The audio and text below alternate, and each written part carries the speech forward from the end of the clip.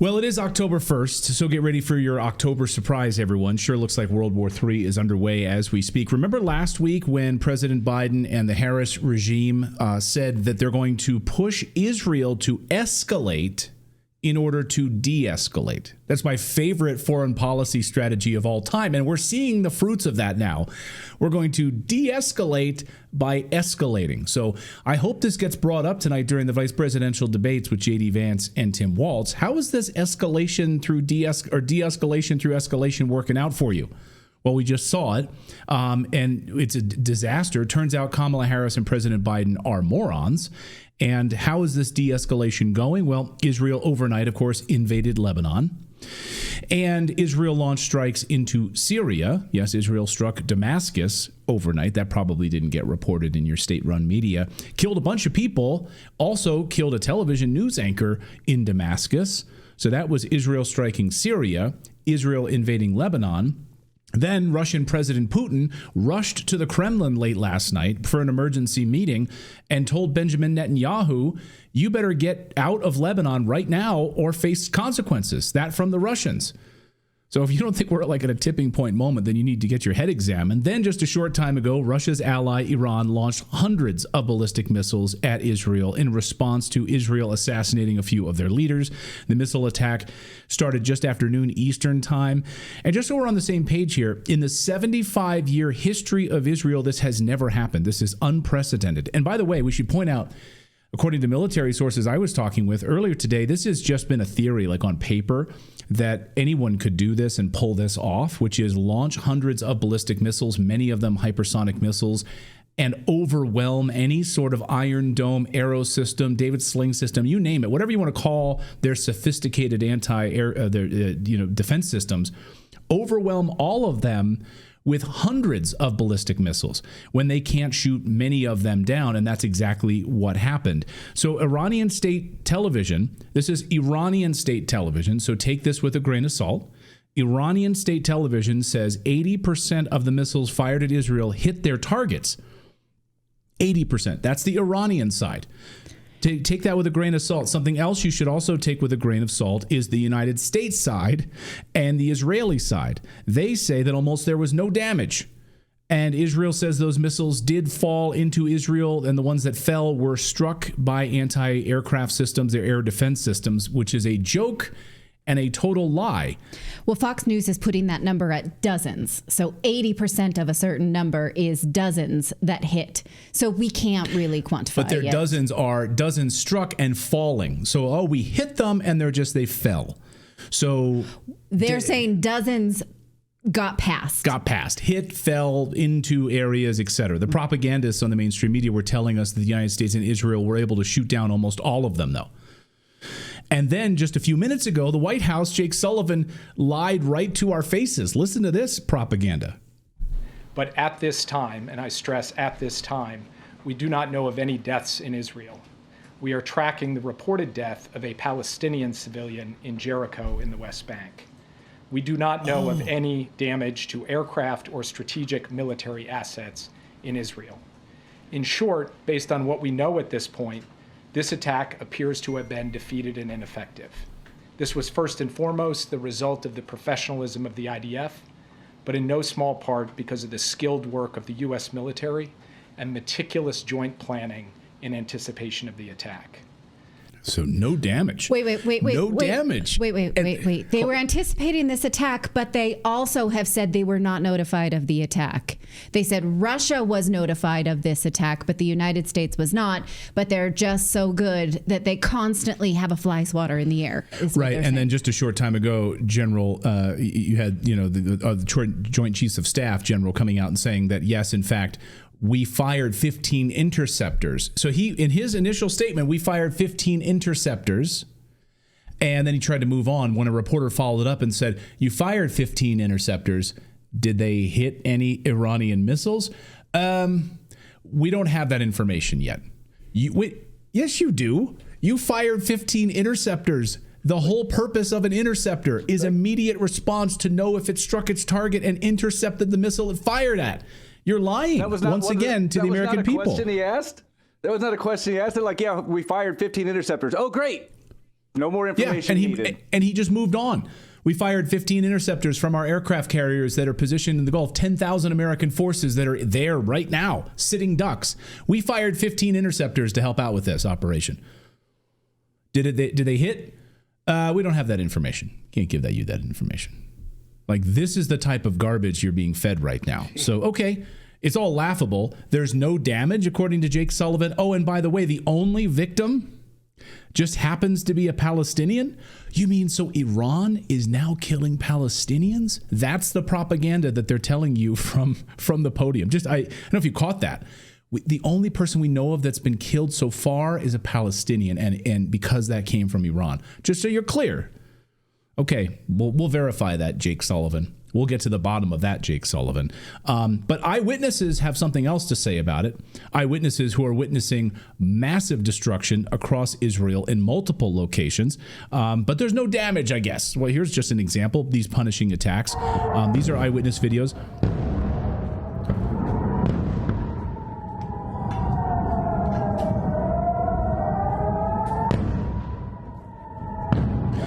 That looks like about 12%. Yeah, that's about 12%. No damage at all, though, according to the White House. And there's no damage, and not true at all. Many are lies. Many are ballistic missiles many of these ballistic missiles did hit in downtown Tel Aviv and all across Israel. Of course, outside of the main area of Tel Aviv. You won't see this on Fox News, though. Yeah, horrible. Horrible. This is war. And this is exactly what's happening. And it's happening right in civilian areas and in military targets. This is war. This is World War III. But you're not going to see that on Fox News because there's no damage. So no one in Tel Aviv was, there's no damage. Don't worry about it. Here's more missile attacks caught by eyewitnesses. All done. Okay, guys, we got to get off the roof. These are coming down right next to us here. Yeah, that's the media. They're coming down. reporting. One just about. We got to go inside. Yeah. Go where? But why didn't they report that on television? That's so weird. You got to get inside and go where, though? Where is safe from something like that? Yeah, and speaking to sources inside of Tel Aviv, you go, many have bunkers inside their houses, built inside their closet structures. If you're in high rises, they have massive fortified bunkers inside closets, right? So that's where they're going. Here's the thing you won't see, right? And this is important for us to understand here. So when you're watching, MSNBC or CNN or whatever, most of the reporters are like in downtown Tel Aviv, and they have like cushy apartments. Tel Aviv, by the way, is one of the most expensive cities in the world to live in, and a lot of these reporters have very nice apartments in downtown Tel Aviv. So a lot of these Israeli positions that have been hit were actually targeted by Iran. They were out in occupied Palestine and occupied areas where there's IDF forces and military targets far away from the video cameras, because remember, many of the journalists have been killed. So there's not a lot of journalists can go to these areas and get you this type of footage. Here, rockets hitting inside of occupied Palestinian areas, hitting IDF targets inside of occupied Palestine. Watch. So this is in Palestine. These are targets hitting in near Palestine. So you're not going to see a lot of this missile footage again on the mainstream media because of where this stuff is hitting. Many of these rockets struck targets there. They also struck IDF positions, and they struck all over the country. Again, these mainstream media. Pertinent question. Yeah. That we don't have an answer to. How would Iran know where those IDF targets are in occupied Palestine? Okay, I don't have an answer, right? But it's a good question. Right. They know exactly where Netanyahu is. They know where their bunkers are. They know everything. They have the most advanced spy technology in the world. To think that Iran doesn't know where these guys are located, they were with pinpoint accuracy striking IDF targets. I mean, okay, it's ignorant. It's terrifying, right? Well, yeah, but this is the war games, right? To think that Putin doesn't know exactly where Zelensky is sitting right now, to think that Netanyahu doesn't know exactly where the Ayatollah is sitting right now, they know exactly where these people are sitting. That's why they're able to target and assassinate Nasrallah. That's why they're able to hit all of these targets specifically. And by the way, the United States is coordinating directly to make sure these targets are struck with the Israelis right now. And we know that because we just heard from Jake Sullivan that the United States and CENTCOM is working directly to target and make sure that we're hitting these targets. So, I mean, it's maybe a basic question. Maybe it's rudimentary, but it's terrifying because it shows us what we're dealing with. Right. And if they want to escalate it at any moment, I think this is the most important thing to take away from all of this today is We were told that this Iron Dome, I saw someone in the chat saying the Iron Dome is a joke, and it's only way to, Daniel Worth says the Iron Dome is an absolute lie. It was a way to get more taxpayer money from the United States tax cattle. Yeah, of course. And it was always a theory, as I mentioned on paper, at the top, it was always a theory on paper that if you overwhelmed the Iron Dome or the Aero system with a number of hypersonic ballistic missiles, technology that American aircraft carriers cannot shoot down, that the Iron Dome cannot shoot down, that the Aero system cannot shoot down, that it would destroy, you could potentially destroy Israel. That's exactly what you're seeing happen now. And now we have confirmation of that with hundreds of missiles hitting their targets, even though the mainstream media will lie to you and tell you that they didn't. So what do you take away from this? I mean, one thing that I take away, I quite liked the idea of an American dome when the President Trump has mentioned that. But it's a lie. Yeah. It's a lie, and don't fall for it. It's sort of piercing this false sense of security. It's a boondoggle. It's a money boondoggle for the military-industrial complex. You cannot shoot down hypersonic missiles, and you certainly can't shoot down 181 of them, which is what we just saw. You cannot shoot down hypersonic missiles. They were fired. You have 12 minutes of response. They were fired from Iran. They knew they were coming, and they weren't able to shoot down nearly any of them, which is eye-opening. And I'm saying this changes everything. And it changes everything for the United States when you think about Americans sitting ducks right now, being used. That's all Americans are doing right now, is being used, sitting in the Gulf, 10,000 of them on aircraft carriers. That imagine 50 of these ballistic missiles are fired at one of those aircraft carriers. They're done. They are done. According to the military sources that I've been speaking to, you cannot stop them. This technology is antiquated. It looks big. You got this massive aircraft carrier. It's a show of force in the face of this new technology. You're done. You're finished. And now what's going to happen? Israel is, of course, going to ratchet things up and going to respond. They're going to attack oil facilities. They're going to hit all sorts of infrastructure. Here, by the way, in response to this, so this is not being reported on television right now. And that is, Iran has said that they struck that one of their main targets was 3 different airfields. The Nevatim Air Base in Negev, and they apparently hit it from multiple angles, and dozens of ballistic missiles taking out this airbase. And this is a massive airbase. This is the largest one in Israel. We won't know until the sun comes up if it's been fully destroyed yet, but this is one of 3. This is one of their main air bases. They struck it 5 months ago and destroyed the runways. Now it looks like they've totally leveled it. Take a look at this. This is the Nevatim Air Base in Negev. Take a look. Oh, give me a second. Which one are we on? Nevatim Air Base. Yeah. Missile strikes. Okay. You can just hit any of them because it's all the same airbase from 2 different angles here. You can just go ahead and play them. المطار دخل مطار مطار دخل يا ولاد لا مطار دخل لا You're going to stop that?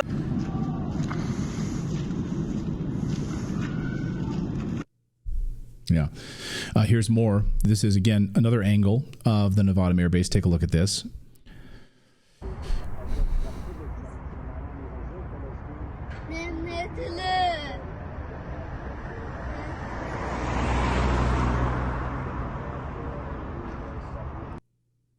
Yeah. So you're going to see more and more footage like that. Can we go through? I'm not sure where we are in our footage here now. I've got a bunch of them labeled the same. Just play a couple of these here, Philip. Just go ahead and play them because they're this one, that one. Go ahead and play that one. Go back. Yep. This is the airfield from a different angle.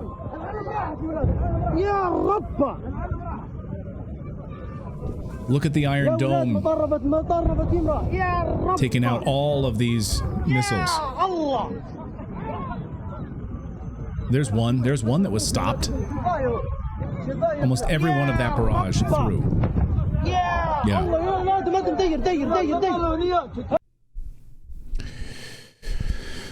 We've reported many times in the last few weeks that Iran has offered peace negotiations, that they have said they want to de-escalate. And this is a failure of leadership, that nobody took them seriously, nobody on our side. And you listen to the media right now and they're like, we're going to step up. We can answer them. We can answer them and destroy them. That's what they're saying. And we don't have any kind of cooler heads prevailing saying, this sounds terrifying. How about the death stop? Nobody's saying that. And it's worth remembering that in the wake of September 11th, that only 10% of the voices on cable news were asking for de-escalation. We're asking for peace talks. Nobody's platformed who says that. So keep that in mind. We've been here before. And you'll see, obviously, the voices saying right now they need to basically annihilate Iran, wipe them off the map, wipe away Tehran, vaporize them. I see someone in the chat saying vaporize civilians, Tehran. Yeah. So just like, I guess what you want is nuclear war, drop, and so that's what Iran would do, is respond with massive destruction of Israel and wipe them off the map. You cannot stop this. And I think what this is showing is you can't stop what Iran just did. And the United States can't stop it. The United States has 10,000 forces. Almost more than half of our fleet is there right now, and we couldn't stop it. This should be an absolute wake-up call to everyone who's sitting there and being so cavalier about saying, just go in and destroy Iran right now. Because what is Russia? Do you think, stupid by the way, Lindsey Graham? Do you think Russia is going to allow that to happen? It's not. Well, we are facing World War III moment. Go ahead, Philip. Not even Russia. Pakistan. Pakistan is a nuclear power. Right. What happens? And they've already said that they would retaliate about and certain Turkey. things. Like they've come up. Yeah, and Turkey. And so is Israel. We don't know how close those bombs got to Israel's nukes, but they have them. So the Islamic Revolutionary Guard Corps just released this statement saying, in response to the assassination of martyr Ismail Haniyeh and martyr Syed Hassan Nasrallah and martyr Major General Abbas Nilfourshan, we targeted the heart of occupied territories. So meaning they specifically hit into Palestinian areas specifically. They said, quote, if the Zionist regime responds to the operation, it will face violent attacks. And of course, according to sources, a second wave is ready to start at any moment. As we mentioned earlier, Russian President Putin has a message for Benjamin Netanyahu: get out of Lebanon now or face dire consequences. Russia calling on Israel to immediately withdraw troops from Lebanon. And that's why last night, Putin knows exactly what's coming, racing back to the Kremlin at 11 o'clock last night for an emergency meeting. And Netanyahu knew what was coming, because he released this video message to the Iranian people like shortly before the attack, basically saying, now's the time, rise up against your regime. We are here to love you. We as Israelis love you. But, we're going to help you basically throw off this regime, and they are hurting you. This is what Netanyahu had to say a short time ago. I speak a lot about the leaders of Iran. Yet at this pivotal moment, I want to address you, the people of Iran. I want to do so directly, without filters, without middlemen. Every day, you see a regime that subjugates you make fiery speeches about defending Lebanon, defending Gaza. Yet every day, that regime plunges our region deeper into darkness and deeper into war. Every day, their puppets are eliminated. Ask Mohammed Def. Ask Nasrallah. There is nowhere in the Middle East Israel cannot reach. There's nowhere we will not go to protect our people and protect our country.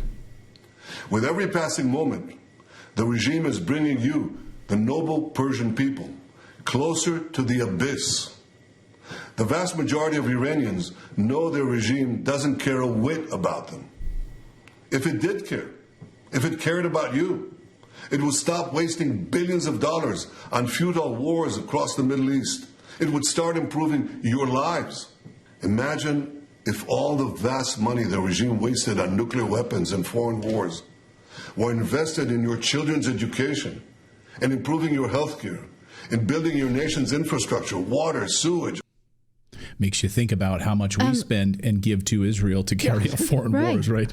Like, imagine, I'm sitting here thinking, North Carolina was just destroyed, and President Biden yesterday said he's calling on the American people to donate money and fund the recovery, to fund, his words, I'm calling on the American people to fund the recovery.